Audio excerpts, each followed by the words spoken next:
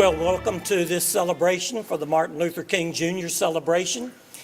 We want to express gratitude for the hospitality of this day, and I thank Dr. Dawkins for providing this space for us.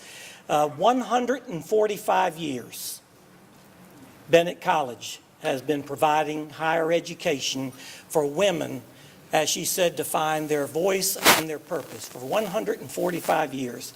And I hope that we in the church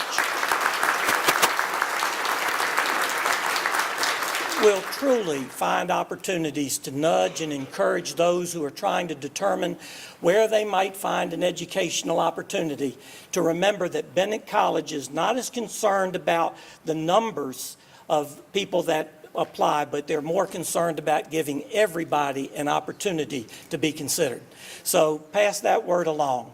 Also, I want to say a word of gratitude and thanksgiving for Dr. William Bobby McLean, for being our guest speaker today.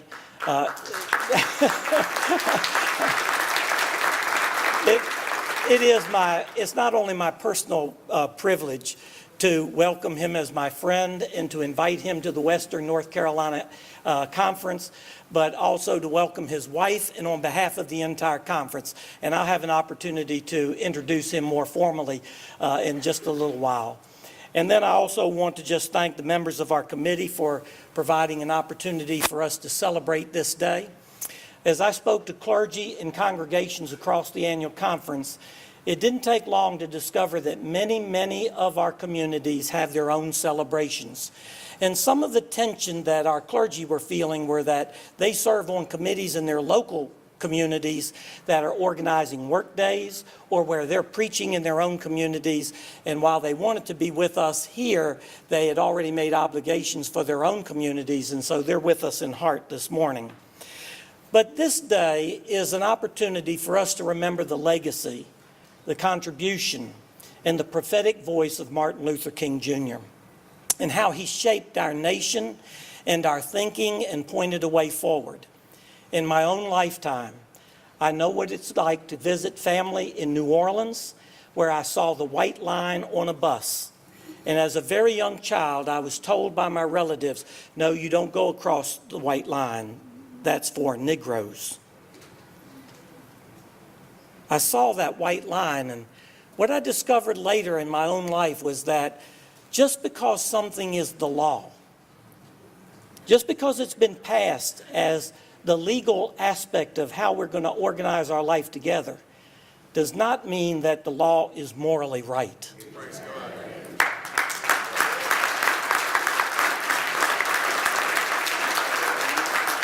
We are in a very uncomfortable atmosphere in our communities at this time where that is the voice we hear, that we need to be law-abiding citizens and that we need to obey the law.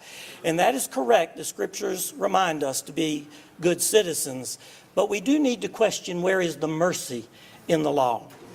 And when Martin Luther King Jr. wrote his response, a letter from a Birmingham jail, I went back and reread that letter this past year, and for the first time I noticed that what prompted the letter was a response to clergy that had written to him asking that he find a way to wait, to try to reduce the tension that was building in our communities. But what caught my attention were two of the names on that letter of clergymen turned out to be bishops of the United Methodist Church, or bishops of the Methodist Church at that time. And so we approach this issue of how to move toward equality for all people. This is not just a day of remembrance. This is a day in which we lift the opportunity and the hope for every citizen of our country. This is an opportunity where we truly move toward what it means to be an integrated society and not an equal but separate society. There is a tendency among our colleagues and friends and neighbors to want equality but to still be separate. But the dream that we're celebrating today is, what does it mean to live into the kingdom value of being genuinely integrated?